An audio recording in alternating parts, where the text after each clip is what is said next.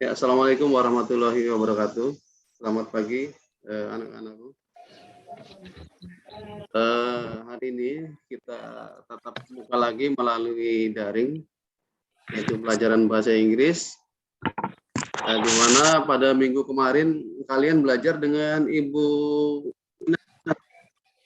Rafli, Taufik, Fida. Minggu kemarin belajar dengan Ibu Umina, yaitu terkait dengan formal dan informal letter, begitu ya. Formal dan informal letter atau surat resmi ataupun surat tidak resmi ya. Rafli sudah mencoba membuat surat belum? Belum, Pak. Ya, belum. Coba dong, coba ya. Nanti suatu saat kalian harus bisa menulis surat lamaran ya, surat pengumuman, surat undangan ya. Nanti akan bahasa Inggris dicoba-coba di rumah ya. Vida, apa kabar Vida? Ini audio sama video mati semua. Vida Soliha, mana ya Vida Soliha? Oke. Di minggu kemarin kalian belajar tentang surat. Nah, di hari ini saya akan mencoba membahas bagaimana kalian bisa merangkai kalimat. Kita coba ulangi lagi dari pelajaran kalian waktu di TK, bahkan SD ya, TK, SD ataupun SMP. Kita akan belajar bagaimana merangkai kalimat atau dasar-dasar membuat kalimat ya. Nah, itu nanti kita cari materinya dulu, bentar. Nah, ini ya, dasar-dasar dalam membuat kalimat. Nah, itu kalimat itu pada dasarnya dibagi menjadi dua bagian ya, yaitu kalimat nonverbal atau kalimat verbal. Ada yang tahu kalimat nonverbal? Rafli udah tahu belum apa itu kalimat nonverbal? Taufik. Vida barangkali Vida udah tahu apa kalimat nonverbal, Vida? Oke ya, kita lanjutkan. Kalimat nonverbal itu adalah sebuah kalimat yang tidak menggunakan kata kerja. Ya. Nah, kalimat yang tidak menggunakan kata kerja ya. Nah, itu di dalam bahasa Inggris itu sangat penting sekali ya, bisa memahami bagian dari dasar-dasar membuat kalimat ini. Nah, contoh nih, ya di kalimat pertama ini, saya seorang pelajar SMK. Nah, itu tidak ada kata kerja di sini ya. Terus di ruang praktek. Nah, Anita seorang gadis cantik, api panas, bumi bulat. Ayah dia seorang bengkel. Ya. Alia dan Yudi adalah teman sekelas. Nah, dari sekian dari sekian kalimat ini tidak satupun yang menunjukkan si subjeknya ini, pelakunya ini melakukan pekerjaan. Ya, nih contoh di dalam bahasa Inggris ini. I am a student of vocational school. Nah, di kalimat ini I am student, saya seorang student. Nah, student di sini adalah sebuah profesi atau keadaan si siswa tersebut ya, profesinya sebagai pelajar. Nah, di sini bukan melakukan sesuatu. Terus di kalimat kedua, she atau he boleh ya. She is in the workshop. Ya, dia di workshop, di bengkel ya. Nah, atau di tempat kerja. Nah, di kalimat kedua ini juga tidak ada kegiatan yang mengatakan dia atau dia ini melakukan sesuatu, ya, melakukan sesuatu. Nah, ini adalah menunjukkan sebuah keterangan saja kalau dia berada di workshop. Nah, yang kalimat ketiga, Anita is a beautiful girl. Ya. Anita adalah seorang gadis cantik. Nah, di kalimat ketiga ini juga tidak ada kata kerja, tidak menggunakan kata kerja. Nah, fire is hot. Api panas. Nah, api panas. Nah, api panas ini juga tidak menunjukkan kata kerja. Dan berikutnya, an earth is round. Bumi bulat. His father is a mechanic. Ya, ayah dia seorang mekanik. Nah, dari contoh di atas tidak ada satupun kalimat yang subjeknya atau pelakunya ini melakukan pekerjaan. Maka kalimat di atas itu disebut kalimat non verbal, ya begitu. Nah, ini kita pahami di sini ya. Nanti akan kalian ketahui ya bagaimana cara menggunakan to be kalau sudah begini. Kenapa ada am, ada is, ya ada are di sini. Nah, di sini ya suatu kalimat ya itu dikatakan benar jika nanti susunannya benar ya. Ada kata kerjanya, kalau nggak ada maka kita menggunakan kata kerja bantu to be, ada am, ada is, ada are. Next ya. Nah, yang berikutnya di sini ada tiga saja ya, ada tiga saja ya, yaitu contoh daripada kalimat verbal ya. Yang tadi kan non, yang sekarang yang verbalnya. Kalimat non verbal ini ya di sini subjeknya melakukan suatu pekerjaan ya. Ya, subjeknya melakukan pekerjaan. Contoh ya, I learn or study English ya. Nah, di sini learn atau study ini subjeknya melakukan pekerjaan aktif ya, dia ada kegiatannya yaitu learn atau study. Nah, yang kalimat kedua, she operates sewing machine ya, dia mengoperasikan atau menjalankan mesin jahit. Nah, di sini dia melakukan pekerjaan. Nah, yang berikutnya mereka praktik menginstal Microsoft Office pada komputer sekolah. Nah, they practice to install Microsoft Office on school computers. Nah, dari tiga contoh ini semua subjeknya melakukan pekerjaan, maka kalimat di sini ya disebut ada kalimat verbal karena menggunakan kata kerja. Kita lanjutkan. Nah, ini kan. Nah, penggunaan kata kerja verb ya di dalam bahasa Indonesia itu tidak ada ya aturan yang sangat mendasar dalam bagaimana menggunakan kata kerja. Di dalam bahasa Indonesia penggunaan kata kerja itu sama saja ya, tidak ada perubahan bentuk ya walaupun waktunya di waktu yang berbeda. Contoh, dia mengemudikan mobil sport di perbukitan minggu lalu, sama mengemudikan kan. Nah, dia mengemudikan mobil sport di perkotaan hari ini. Nah, dia akan mengemudikan mobil sport di perbukitan besok. Atau boleh di sirkuit lah. Nah, dari tiga waktu yang berbeda ini kata kerjanya sama, mengemudikan semua ya. Nah, mengemudikan semua. Akan tetapi di sini berbeda ketika kita menggunakan kata kerja di dalam bahasa Inggris. Ya. Nah, di dalam bahasa Inggris penggunaan kata kerja wajib mengalami perubahan bentuk. Wajib mengalami perubahan bentuk, yaitu berdasarkan timingnya, berdasarkan waktu kejadian. Contoh, kalau kejadiannya di past, ada yang tahu ini past, Rafli? Bisa dengar saya, Rafli, Taufik? Bisa, Pak. Ya, oke. Ya, nanti akan saya kirimkan di classroom ya. Ini hanya sekedar pembahasan flash saja ya, pembahasan cepat saja, mengulang mata pelajaran yang kalian alami. Nah, kembali lagi, di dalam bahasa Inggris itu ya kita mengenal perubahan bentuk kata kerja ya berdasarkan waktu. ya, waktu kejadian. Kalau kejadiannya di masa lampau, kata kerjanya seperti ini, ada draw. Ya. Kalau kejadiannya di present, present itu saat ini, hari ini, maka pakainya drive. Ya. Kalau di akan datang, future, pakainya ada tambahan will.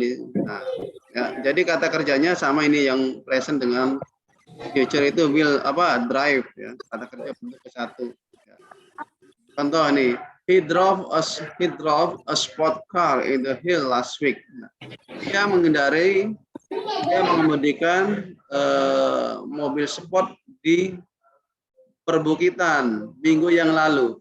Nah, kalau waktunya sudah kelewat, maka kata kerjanya yang kita gunakan adalah kata kerja bentuk lampau, ya, atau kata kerja bentuk kedua. Ya. Tuh. Nah, kalau kejadiannya di hari ini, maka kata kerjanya pakai drive. Ini ada S-nya ini karena dia pakainya he, ya, maka di belakang kata kerja ada S-nya. Nanti kita jelaskan lebih dalam lagi. Ya. He drives. Nah, karena ini sudah berbeda. Kalau yang tadi drop, di sini pakai drive. Kata kerjanya bentuk satu. A sport car in the city today. Nah, waktunya hari ini, maka pakai kata kerja satu. Nah, kalau untuk besok hanya menambahkan will saja, ya. He will drive. Kata kerjanya tetap bentuk ke satu, ya. A sport car in the city tomorrow. Begitu, ya. Nah, sekarang kita ke sini ini nih yang sangat membuat ketakutan siswa tentang ini, padahal ini justru hal yang sangat memudahkan kalian dalam merangkai kalimat, ya. Tanpa belajar ini kalian akan sedikit kesulitan belajar bahasa Inggris atau berbicara menggunakan bahasa Inggris tanpa mempelajari ini sebelumnya. Karena kita ketahui bahwa kita terlahir di Indonesia ini, mother tongue-nya atau bahasa ibunya adalah bahasa daerah atau bahasa Indonesia gitu. Tidak, atau sangat sedikit sekali orang Indonesia yang begitu melahirkan seorang anak terus langsung mengajak berbicara atau mempelajarkan atau mengenalkan bahasa asing di dalam sudut pandang ini adalah bahasa Inggris. Itu tidak ada, ya.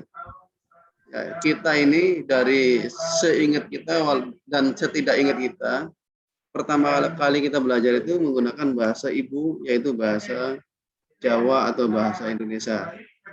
Nah, begitu, ya. Makanya kenapa kita harus mempelajari bahasa Inggris? Karena bahasa Inggris kita adalah bahasa yang kedua, ya, the second language, nah, bukan mother tongue lagi. Sini ada urutan tennisnya, ya. Ada yang simple, ada continuous, ada perfect continuous. Nanti kita bahas satu-satu lah. Nah, secara umum itu tense itu yang present ada 4. Present itu sekarang, saat ini, ya. Ya, simple, present tense, ya. Present continuous tense, present perfect, dan ini ada 4 yang presentnya, ya. Nah, yang pasnya juga ada 4 lagi, ya. Ini yang future-nya ada 4 lagi, ya. Yang past future-nya ada 4 lagi, berarti 4 dikali 4 16. Ya, 16 tenses yang ada, ya, yang ada. Tetapi dari 16 itu nanti kita pelajari beberapa saja yang penting, ya.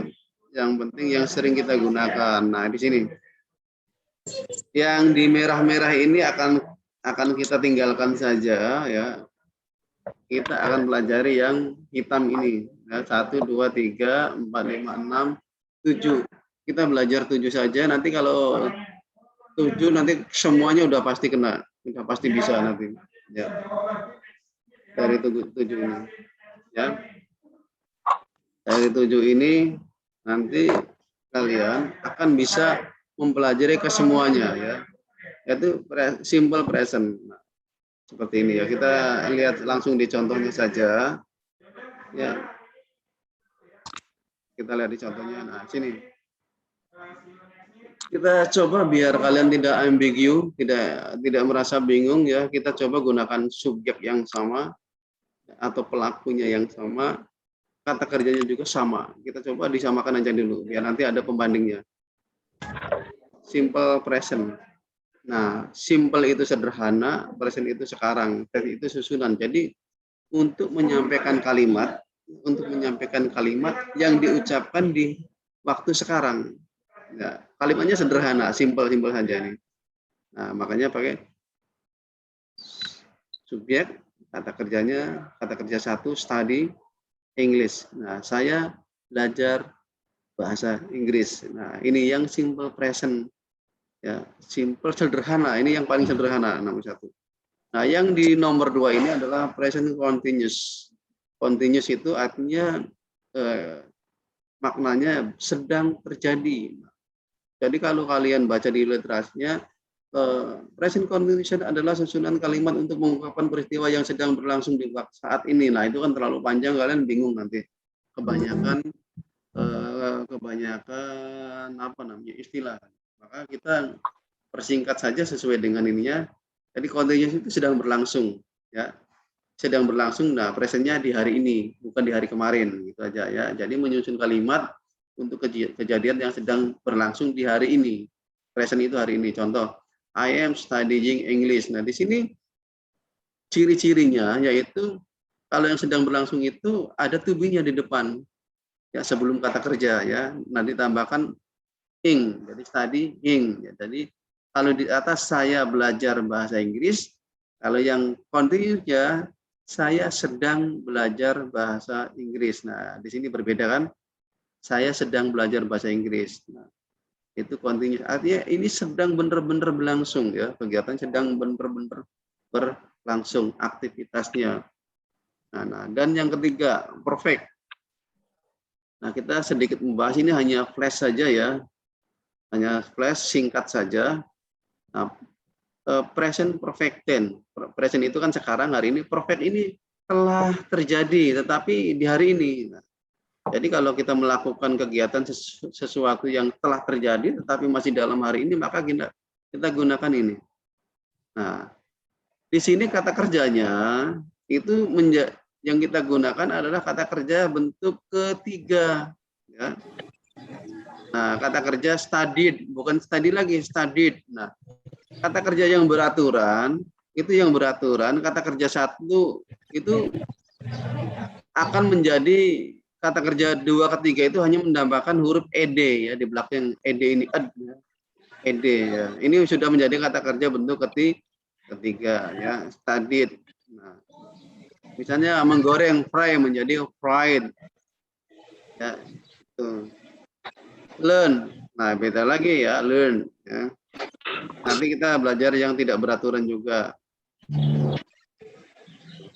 Nah, yang perfect ini kalian nanti hanya menambahkan have atau has ya, ditambah kata kerja bentuk ketiga. I have studied English. Nah, ini maknanya sudah berbeda. Saya telah belajar bahasa Inggris. Nah, di situ ya, saya telah belajar bahasa Inggris. Jadi di atas saya belajar bahasa Inggris, yang kedua saya sedang belajar bahasa Inggris, saya telah belajar bahasa Inggris. Nah, di sini.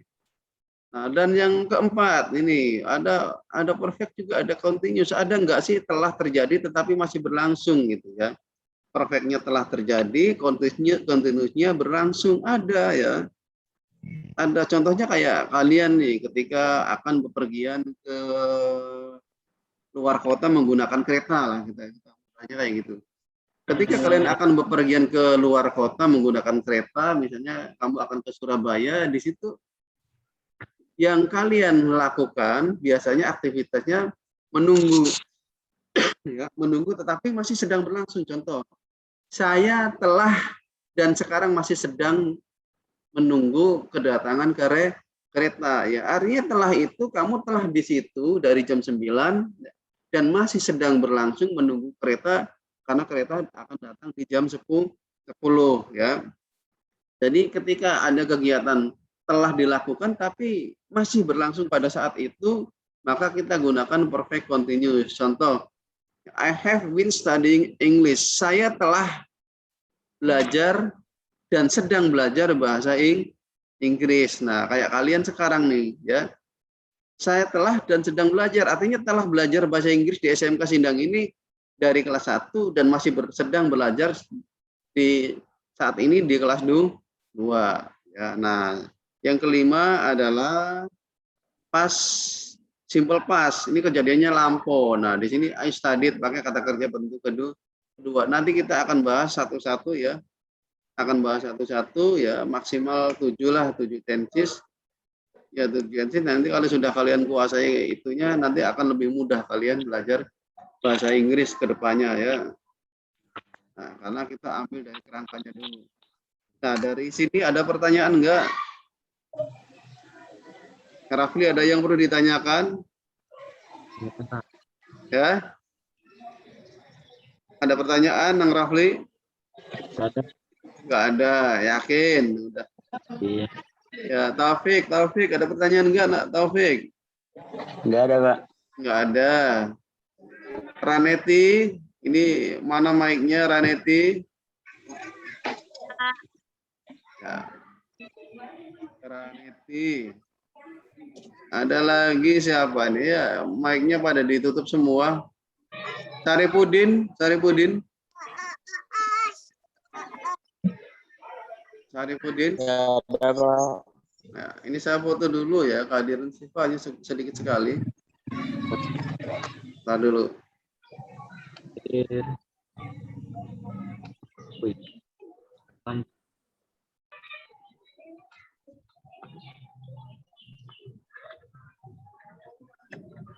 Ya, oke.